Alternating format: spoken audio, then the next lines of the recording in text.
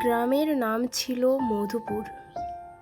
সেখানে মূলত রহিম নামের এক লোকের ঘর ছিল। সে প্রচুর অলস সময় কাটাতো।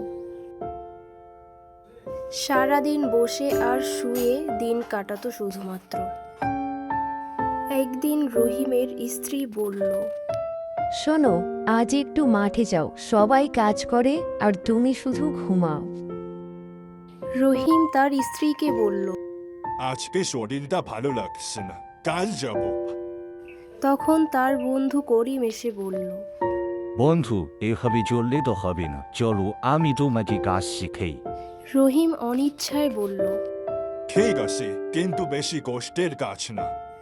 এরপর তারা দুজন একটা মাঠের কাছে গেল। মাঠে গিয়ে করিম বলল। এই জমিটা কোপাম। এরপর রহিম কিছুক্ষণ জমিটা কোপালো। রহিম একটু কাজ করেই বলল। উফ, এত কষ্ট আমি পারবো না। তখন করিম বলল। কষ্ট না করলে ফল পাওয়া যায় না। হঠাৎ সেখানে গ্রামের এক বৃদ্ধ মিয়া সাহেব চলে এলেন এবং বললেন, রহিম, অলসতা মানুষকে ধ্বংস করে, আর না শিখলে ফলে পস্তাবে।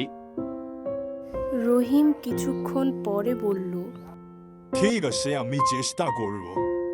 ধীরে ধীরে সে কাজ শুরু করলো এবং বাড়িতে গিয়ে বলল। আজ অনেক কিছু শিখলাম। তার স্ত্রী খুশি হয়ে বলল। এই তো আমার পরিশ্রমী স্বামী। সেদিন থেকে রহিম আর অলস রইল না।